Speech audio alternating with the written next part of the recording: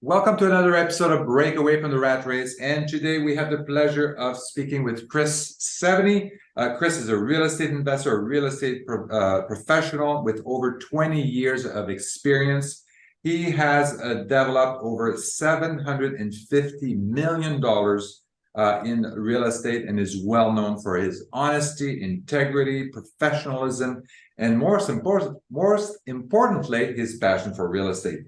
Since entering the real estate business, he has strived to be an industry leader with whom his partners and colleagues can put their trust and faith. And this is very important because he's working with finance, he's working with mortgage notes, and he's working with multiple teams over the years. And he has won numerous industry awards for his excellence and innovation. Chris, welcome to the show. Thank you, Eric, for having me. How are you today? Very good, very good. So tell us a little bit about kind of what you are currently doing in real estate and what brought you there. Yes. So what I'm currently doing in real estate, late last year, excited that we launched a new real estate fund focused on mortgage notes. It's a $75 million fund. And kind of always being an entrepreneur and zigging when people are zagging, we structured it very different than most syndications or funds. What we did a little differently is we went through the SEC through their Regulation A qualification. So we actually had to submit and have the SEC review all our filings for this offering. And the reason we did that was it allows us not only for accredited investors, which a typical fund only allows as a private company, but for non-accredited investors as well. So we opened up kind of the playing field to allow anybody who's looking to invest in something passively the ability to, because a lot of people are left out of being able to invest in some alternative investments, especially with what's going on in the markets today. You know, they don't have as many options, and we wanted to give people that option. Yeah. So this is great because this is something also that I find very interesting. So what's the minimum investment for these retail investors? Yeah, $2,500. So that's great. Yeah, because that's what I found is that a lot of people want to invest in real estate. They want to have a foot in the door. They know how important it is, but a lot of time that barrier to entry, the initial investment, if you know, is huge, or you have or you have to be an accredited investor. So you've actually lowered the bar significantly and somebody with as little as $2,500 can invest in mortgage notes. Yeah, and it's interesting because we do have a lot of people who, you know, from the non-accredited front, there's two aspects. There's people who want to invest, you know, 3, 4, 5,000, but you also have a lot of people, which, you know, I've heard the term Henry, which I enjoy, which is high earning, not rich yet, that they might be like a real estate agent or somebody else where there's, you know, they just missed that accreditation status, but they've saved up and they may have like $50,000 sitting in the bank, but they can't, you know, have the ability to invest because they could meet some of those minimums on some of those accreditation funds, but they're not considered accredited. So it opens up for, you know, and that's where I had seen the reason we went through this was I've done multiple funds over the last 5 years. And, you know, I had a lot of people basically reach out and they're like, not accredited. You know, hey, I have 50,000. And I'm like, you accredited? They're like, no. And I'm like, sorry. So that was really one of the reasons why we also wanted to focus and go through this process, which for people that understand, if you do a traditional fund, like what's called the Reg D, which is the accredited investors, you know, it might cost like $10,000, $15,000 to set up. For a fund like this, you have to add a zero to the end of it. So it's, you know, much more costly because of the number of players involved and of course the SEC component. Yeah, and also if you're raising $75 million, that means you're also a tier 2 Reg A. So that means you have to have audited financial statements. You know, actually, right before this call, I was on the phone with Grant Thornton, our auditors, going through our audit for, you know, our 2022 books and going through that process with them, which of course we started that in November, you know, before the year even finished. But yeah, there's that whole auditing process as well that you have to go through. So now let's say I have like $5,000 I want to invest. What does that investment look like? Am I investing in one specific note? Am I investing in a portfolio of loans? Yep. Yeah, it's a portfolio. And the other way we structured it a little differently is we originally looked at doing it as a REIT, but because we buy distressed debt, you know, within the REIT and the tax structure of a REIT, if we modified a loan, it could be considered an enhancement, and then we'd have to put it in a TRS. And there's a lot of things that basically forced us that we couldn't do a REIT. So what we actually did is we structured as a C corporation. So from a corporate level, like we will pay the corporate tax, but our investors get a dividend. But it's also more beneficial for them because instead of them getting a K1 and getting charged ordinary interest, I'm not a tax professional, so I can't give tax advice, but we issue 1099 dividends. And if you've held it for long, over a period of time, it's taxed that should be taxed at a much lower rate. So it's also a benefit for the people who are accredited, who invest in our fund, that they're not piling on top of more additional costs on the ordinary side. It works, on that dividend type side as well. Yeah, and the dividend, I think the tax implication is lower on the dividend compared to I think it's either 0, 15, or 20%, I believe, are the three. Three criteria. And, for us, we pay the dividends monthly. So like a $5,000 investment, they get 8% issued, so 8% annualized, it's annualized, but issued monthly. So they get a check every month for basically at 8%. Oh, that's cool. Is this like an 8% preferred and then there's an upside, or is it like it's just 8% straight? No, it's just 8%. And we do have additional percent. We do give out bonus shares for people who invest additional amounts as well. So there is the opportunity for bonus shares. And we also are launching at the end of this month a Regulation D offering that's alongside it as well. That has some different terms, but also higher. It's more for kind of some higher net worth individuals from that standpoint. But so that's kind of the structure. So like you mentioned, it's not just one single asset, like a syndication where you're putting all your eggs on that one asset. Currently we have over 100 plus assets in our portfolio already. So it's going well. Wow, that's very good. 8% return, you're getting that as dividends. So the tax implication is lower than if you were getting like interest percentage. And you're basically buying these, did you say they were notes in default, or they were distressed notes, or? Yeah. So we probably have about 60 to 70% will buy that are defaulted. And most people think a defaulted loan might be, somebody's like 3 months behind. We have loans that are 5, 6, 7 years behind. And a lot of times what people, I think, again, most people, we have to do a lot of education on this space because I didn't hear about this space till about 10 years ago. So, and I was in real estate for 15 years at that time. So we do a lot of education, but we're buying them at a discount. So let's say, and just people can usually visualize things with numbers.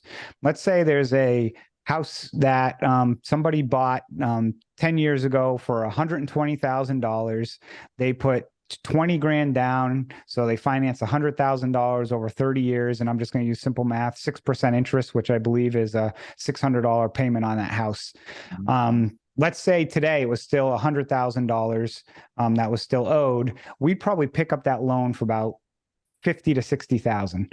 So we're paying a much lower premium. So because of that, we can then work out the borrower to say, okay, instead of making all these 20 payments you're behind, give us 5 payments. And then, we're collecting $7,200 a year on mortgage payments on a, call it $50,000 investment, which is, basically a, rough numbers, 14%, return on that investment. And it's actually more profitable for us to keep the borrowers in their home, but it's also, there's so many positive ramifications for them to create the win-win. We don't like to have to throw a family out or foreclose or, have the kids change schools or anything that. So it's a win-win for both sides because it is in everyone's best interest to try and keep them there as well as on our end versus foreclosure, taking it back, trying to sell it. So it's one of the things we try and look at when we're buying these assets are who are people we think we can work with. If the borrowers, if they file bankruptcy 5 times in the past, probably not much we can do Yeah. because somebody's a serial bankrupt. Yeah, I who mean, filed. these Yeah. non-performing notes. I mean, also there's often you have to kind of like do like creative, be creative and help them out of the situation. Yeah. Are you kind of like having a department or people that are specialized in that area that are working with these Yep. owners, and then say, hey, you know what, this is like, Mhm. I know you're in trouble right now. Let's do this, and let's Mhm. let's refinance, or let's do something creative to make sure you stay in the home Mhm. and that you pay. Yeah, and what I think the difference between us and kind of a bank, and banks have hundreds of thousands of loans. They're not Yeah, experienced in working this stuff out. And a lot of times when they default, they just get the person is always getting shifted to somebody new. yeah, Today they speak to Joan, tomorrow they speak to Jen, and then Friday speak to Tom. yeah, As a small firm where we can touch every single loan, yeah. it's not starting out with, hey, you got to give us this much. It's, hey, what type of plan do you think you can start with? And we'll see if that's even something we can work with to try and then create a customized plan and then get creative to give it to them. So we can get deals done literally in 30 minutes with a borrower, Yeah. where I know people who have had to deal with banks 15 years ago, where it took 9 to 12 months to come up with some type of plan, during Yeah. the crash of 2008. Yeah, and often they don't have, they don't do that. I mean, they just said it's better for them to just go and let's just Yeah. refinance, or let's just do let's Mhm. just delay or tag it along to the end of the mortgage or something like Yeah. that. But it's not very creative. They're not Yeah. going to go necessarily and rework the entire loan Mhm. to make it happen. Yeah. Mhm. Yeah. But it Correct. sounds like Yep. in your situation, because I'm thinking like as an investor, if I'm going to go invest in your fund, I'm going to put my Mhm. $5,000 towards towards these non-performing Mhm. notes. I want to make sure that you're going to either make them perform, Yep. or you're going to go Mhm. and say, okay, well, I have a plan. My plan B is to do Mhm. this, sell the notes out, or Mhm. the Yeah. last resort would be foreclosure, which is the most painful way. Yep. And that's kind of usually our, plan, like you said, plan C/plan B. Yeah. There's loans that, we do have to take, start with the legal process. And there's some people who just don't play ball with us. But a lot of times there's also, person may have, passed away and there's no Yeah. family. So it's not always like, hey, you're going through a foreclosure, but well, we're foreclosing because somebody passed away. There's no family, there's no heirs, or there's a family that just doesn't want the house and they're just going to let it go and they don't want to deal with signing the paperwork, or there might have been a second mortgage on it as well, which we can't just sign it over to us because we don't want to take that second mortgage. If we foreclose, it wipes that out.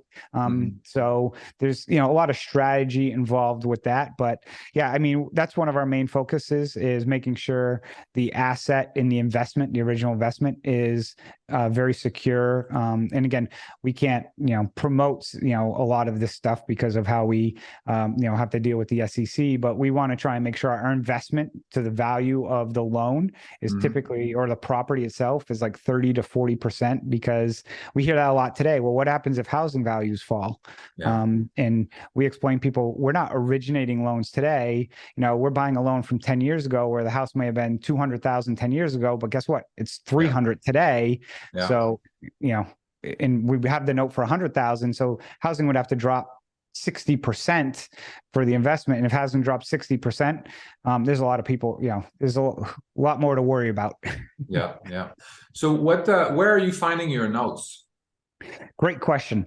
A lot of the notes we find recently, when we started out in this space, we were buying a lot from other retail investors and smaller funds. And as we scaled, we're at a point now where the servicing companies, who are the companies that handle a lot of the outreach and payments for us, because you have to be licensed to do that, they usually have what's called a trade desk, because they may have 5,000 clients, and clients are always buying and selling. So they'll act as kind of the middleman or broker. So that's one avenue. revenue. And the other is what we'll call whole loan trading companies. So a lot of larger funds, they don't have, it's not worth it for them to hire somebody just to kind of be on the sell side. There's companies that specialize in this. It's kind of like a commercial real estate broker when you think about it. It's a broker who will basically collect all the data from them, basically send it out to a qualified list, because that's important as well. Because if you send it out to the world, there's a lot of unqualified people who will throw numbers at it. So it'll kind of be behind a paywall that you have to get qualified. They'll run a background check on our company, make sure we have the financials. So that's a lot of times where we'll see product. But it's interesting too, like our fund is 75 million. And people think, oh my God, that's a lot. And when you look at housing, it's a $16 trillion market. Distressed debt alone is about 500 billion. So when you look at, we see, just this month of January, we've probably seen $100 million of product just this month. So to give an idea of like how much, is there enough volume for us to buy? We're just such a little, piece of pie. You're not even, we don't even show up, unless you pull out the microscope. The bar chart, you're just a line. Yeah, exactly. So what are your buying criteria, your acquisition criteria for these notes? Yeah, so our buy box is, primarily like, single family properties. We'll dive into like some duplexes, some small multifamily, but we stay away from typically land or any type of manufactured home. Asset value typically above 100,000. And what we'll say with that is kind of a median priced home. And it really depends where you are. Like I'm in Northern Virginia. If there was something $100,000 here, I wouldn't touch it. But if I was in Dayton, just somewhere in Ohio, Ohio is much more affordable. So if it's a middle income type property, that's really what we look for. We usually don't go super high end, because so what's your top price? Not price. Top price about $1 million. About $1 million. $1 million. And again, wow, that high. Okay. Yeah, and it's really dependent too, because there's certain areas like San Diego or Santa Barbara, California, where basically I could drop my cup on the side of a road and put $1 million price tag on it, and that 4x4 square inches will be $1 million. So the most expensive loan we bought was about a $1.5 million property in Washington, D.C. It was a beautiful row home that was part of a company that had filed bankruptcy and they basically were underwater. So we bought that loan and sold the property. But we typically stay away from a lot of those types if it's a single family owner, because a lot of them are also professionals who have a lot of money behind them that can also spend a lot in legal fees and just drag things on. So, it's not that we won't fight, but sometimes you got to be careful who you're going in the ring against. So that's good. And it sounds like you're going to any market. Yeah, we've invested in over 40 states. And the states we haven't hit are typically states where I'm not really going to see anything anyways. The Dakotas, Alaska and Hawaii, we haven't hit. And then we stayed out of a bunch of the Northeast states and Pacific Northwest, because the laws in those states are really, really challenging. Like Rhode Island, Massachusetts, Connecticut. I'm from Massachusetts, but they're really small states, and it's also real estate's really expensive. So a lot of those loans actually banks will want to hold on to, because there's a lot of value still holding some of those assets for them. What's your due diligence process like? Oh, it's extensive. So we analyze, kind of run down two spectrums. First, we'll look at the property itself we don't get to go inside the property, because if you have a mortgage on your house, you're not going to let your mortgage lender just come knock on your door and come inside. So we send out inspection companies to actually do like a physical inspection of the property, but from the street. So they'll give us a report, kind of like roof condition, exterior siding, kind of, driveway, kind of what's the visual, because a lot of times you can tell, hey, look, if the roof's got a tarp on it, I can only imagine what the inside looks like. If the outside, the shrubs are trimmed, grass is cut, and, so forth.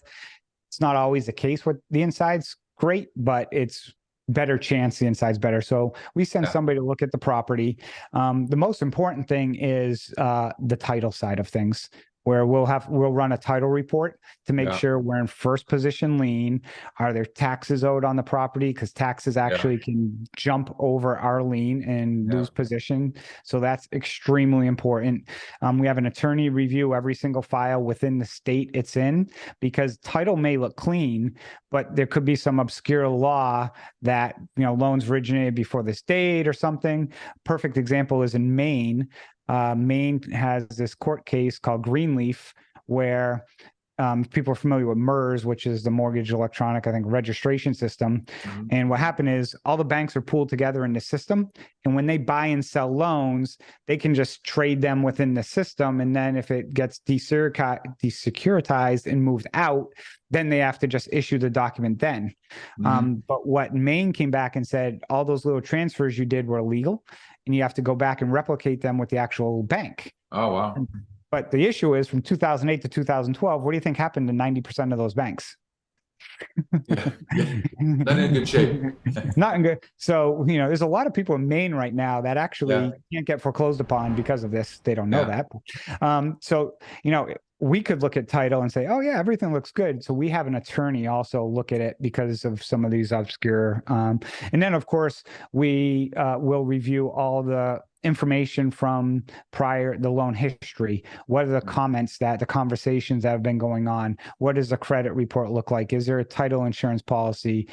Is there anything in that file that will give us cause? Is it a borrower, did they file bankruptcy 5 times to avoid foreclosure? So, we kind of call it like our 3D approach, where we look at, the property, the person, and the predicament, because those comments will usually tell us what happened to get into a default. And like I said, a lot of times it's somebody, basically may have lost a loved one, temporary job loss, and that happens with 65% of people living paycheck to paycheck. But then, okay, are they back on their feet is the important part. Yeah, exactly. People, health issues is a major factor. A lot. Sure, And same thing with bankruptcy. Like, why did they file bankruptcy? And the interesting thing is, bankruptcy is public record. So we can go in and see. And if we see somebody's got like $4 million in medical debt, or something, it's like, okay, that makes sense. And, it's basically they're filing because it's not they couldn't afford their payments. It's, hey, look, they didn't have insurance, and now that something happened, and, that's the reason why. So. Yeah. So when you're dealing with the notes, you're not dealing with the homeowners. You're dealing with either the servicing company in most cases, or a bank. Or do you sometimes also deal with the homeowner? Rarely will we deal directly with the homeowner, and the only time we usually do is if somehow they get our phone number and call us. Usually it's a servicer. So the servicer is the point of contact that will deal with them, and we really will manage. We manage the servicer, and then we'll manage the attorney if we have to get an attorney involved. And then of course we have a slew of other companies. We have a company that specifically does tax searches on us, where basically we make sure the taxes are paid. And again, because you can lose the tax sale, so we pay them, and they insure us that if it's delinquent, they will notify us to make sure we get it paid. And if it gets sold and they screw up, then they insure our loan for us. So it's kind of like an insurance policy. And of course we have an insurance company, because a lot of people who are not paying on their loan also aren't paying their homeowners insurance. So, we manage, a third-party insurance company that we put properties on insurance as well.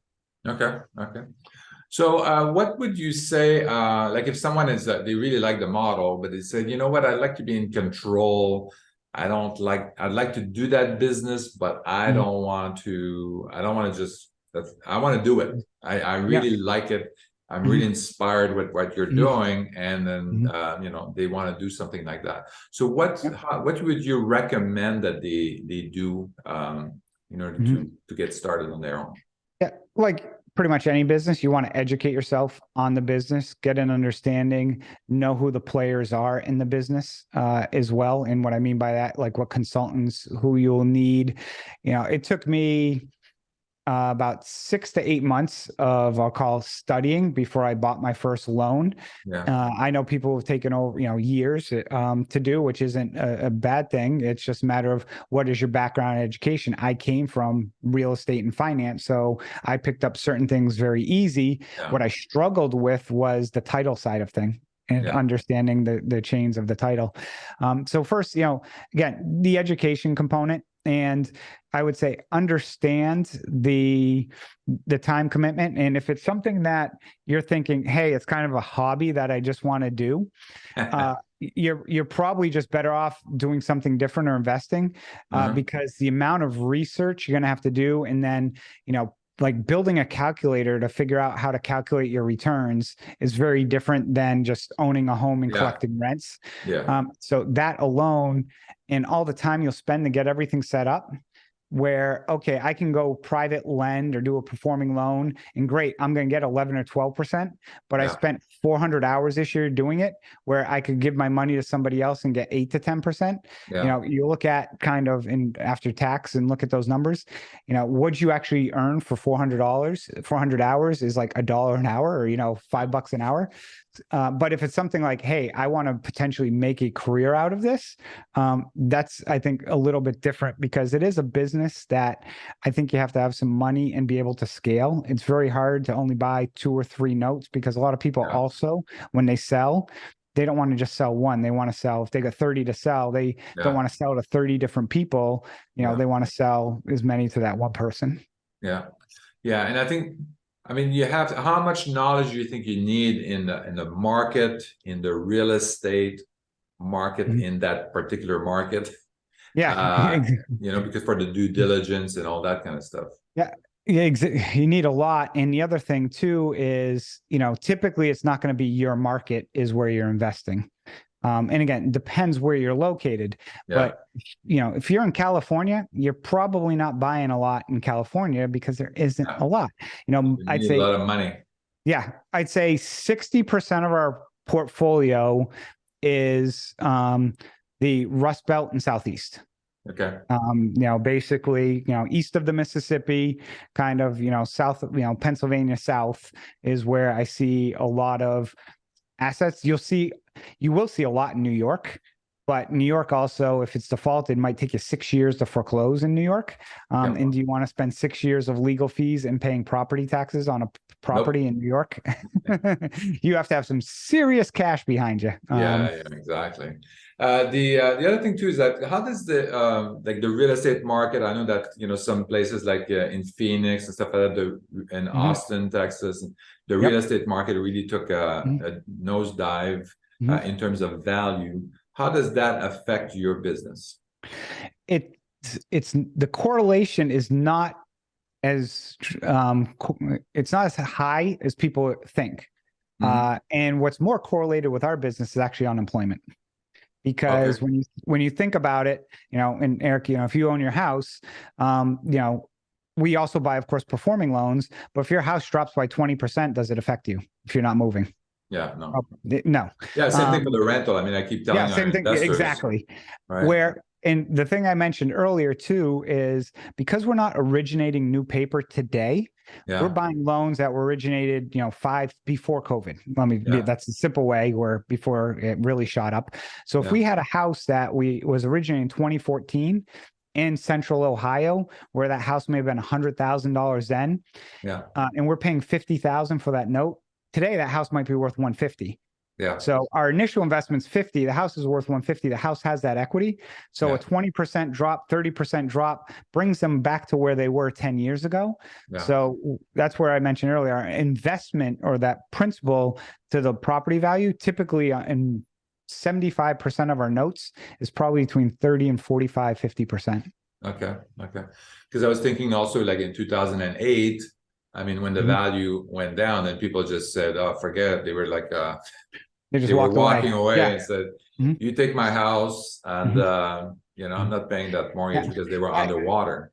I think the difference today than 2008 is today even though prices are going down, there's still a very big inventory crunch. Yeah. and rents have shot up so much. What Yeah. we're seeing in our business, which is expected, and you read the news, they're saying, oh, foreclosures are low, foreclosures are all-time lows. Of course they are, because if I have $100,000 mortgage in a $200,000 house, Yeah. I'm not going to let them foreclose, because where am I going to go? Yeah, exactly. What they're doing is they're filing bankruptcy to restructure their payments. Yeah. To get back on track. And we're seeing a huge uptick in bankruptcies, which again, we actually prefer, because it's completely open book. You get to see every single debt that person has. Yeah. And it's another attorney who manages them to make sure they make their payments. Yeah, that's right. Because I remember, like in California, I mean, the foreclosure, you never get to foreclosure. They would send foreclosure letters and stuff like that, like 90 days prior. But then it would never get to foreclosure, because they said, well, I'm just going to sell my house. It's going to take 1 week, or, whatever. So they would get you would never be able to go and buy the house at a discount, because they know what the market is like, whatever. Even if they were in foreclosure, they don't care. Yeah. And I think a lot of the major institutions learned from back then, where previously they're like, hey, look, we're just not going to modify your loan. You either got to pay, Yeah. The joke is, stay, pay. But now banks have also kind of, like you mentioned, hey, let's tack it on to the end or do something, because they realize when it goes distressed, they now have to put it as a liability on their balance sheet. And, people don't realize banks actually can create money where they can lend basically 10 times the amount of money you put in the bank, fractional lending. It's an interesting thing to read about if people like finance. So it's actually hurts a bank to have distress loans. Yeah, for sure. How about interest rates? So interest rate has been going up recently. So where do you think interest rates are heading? Does it affect your business? How does it affect your business? Because I'm thinking, let's say the interest rate goes up to 12%. And then now I've put my $5,000 at 8% with your company. Are you going to adjust the interest rate up or down as the market, the mortgage rates are going up or down? Or is this, you're always looking for in the notes for that particular return of around 14, 15%? Yeah, so that's a great question, because it's kind of a two-pronged approach, a little bit, because there's on an asset level, and then how do we treat our investors? Yeah. So on an asset level, the loans we buy might be interest rates anywhere from 3 to 9%, which really is somewhat negligible, because we're buying it targeting on a performing loan, we target 12 to 14. On non-performing loans, we target about 20%, a little higher. And then, of course, that's outside of G&A expenses and stuff. But on individual loan basis, so on the buying the assets, the interest rate aren't as big of a deal. The other part, like you mentioned, is now if interest rates go to 12% and free money from the government is at 10%, yes, then of course we would look to adjust. With the SEC, the way it's written is, we provide a dividend, which is, I'd say, a minimum. We can provide additional dividends, or we can increase our dividend at any period of time. And we have the ability to do that. And we know taking care of our investors is important. And if we're giving our investors a good return that's a little above other returns, then we want to keep our investors long term. We're not in this for the short term. And if I've learned over my career, you take care of your investors, they'll stick with you, because I invest too, and it's a pain in the to go find a new investment, scout somebody, and you spend 6 months with your money sitting around doing nothing or in a low yield account. You may have been better off just leaving it where you were. So that's the one thing we really focus on, is that kind of the Fed rate and the the risk-free return balance that we have to manage as well. Yeah. Okay. So the other thing you mentioned earlier is that unemployment is really the most important factor in your business. So can you tell us kind of like where do you see, get your crystal ball out and then tell us where's unemployment going to be in the next 12 months, and how does it affect your business? Yeah, I will just say this is throwing a dart blind. So I didn't answer your first question. I'll answer about the interest rates, where I think they're going. I think the Fed is going to continue to increase rates. I think it's going to be a longer period of time than people are expecting for the rates to come down. I look at the Fed and the economy more like a train where it ramped up quick, but now you kind of got to slow it down. I think it's not kind of like landing on an aircraft carrier where they have the cable and they can pull you out in a few minutes. And my wife works for an international organization and understands macroeconomics. And if a lot of the world is going through a recession, absolutely. It adds, it's going to make our challenge a little more structured. I do think interest rates probably by the end of this year, I'm guessing they're probably going to be around 5.5. I don't think. You think the mortgage rate is going to go down, continue to go down? I think it will go a little bit down by the end of the year. I think, maybe between 5.5, 6. I don't think we're going to hit 7 or 8 again. I know, the Feds will probably get to about 5.25. So, interest rates, I think, will be slightly ahead of that. If they do towards Q4, maybe drop it by 1/4 point or start doing any type of easing. I think 2023 is going to be a painful year for a lot of, companies. I'm not bullish on the markets for this year. The stock market or which market? Stock market, yeah. Stock, and housing. I think housing is, I would not be surprised, and I've always been a pessimist, so take this with a grain of salt. I wouldn't be surprised to see housing start getting back to 2021, maybe closer to some 2022 levels. Kind of pre-COVID, maybe a 10% bump above what it was pre-COVID. It's just unaffordable for somebody to own a house right now. I mean, basically it shot up so quick, and now interest rates, in rent. That's why I do rentals. But I think the affordability crisis is really coming because of the interest rate. The interest rate is really affecting the affordability. And if interest rates aren't going anywhere, there's only one other thing that can happen with housing. Now on the unemployment component, I know tech is getting crushed right now on the tech side. It will be interesting to see. For one of the things I look at is, on the service side of things, what's going on with the work from home policy? And I mention that because, for example, I'm very close to Washington, D.C. And every building in Washington, D.C., your first floor is all retail and everything above it is typically office. Now, if you think about these companies now only having people go to the office 3 days a week, and typically people work from home Friday and like a Tuesday. Fridays was typically the busiest day where you did, hey, lunchtime, let's go out for lunch. Casual Friday. Casual Friday. You spend an extra hour at lunch and have fun. So you think about it, the retail, that service business is losing probably 40% of their business potentially just because of people not going back into the office. And that affects the commercial real estate. And commercial real estate, everyone always focuses on housing, but commercial real estate can bring a lot of stuff down for construction, which is, again, 4% of the GDP. So I do think we're going to start seeing some jobs, more job losses. I have no idea what percentage. I don't think it's going to be as bad in construction, though, because without getting political about it in one party or the other, I don't give a shit. I'm down the middle, excuse the phrase. We do have a lack of skilled labor, which typically did come from some immigration policies, which have slowed down. And there is a lack of, you ask any contractor, and again, I don't care what your beliefs are, there is a complete lack of skilled labor today in construction, and those companies typically are busier. I think it's going to be a little bit more like 2001, where it's more white collar and tech driven, is where and I have no idea what number it will get to and so forth, but I'm not, with all of this being said, I'm not predicting like a 2008 gloom and doom and everything like that.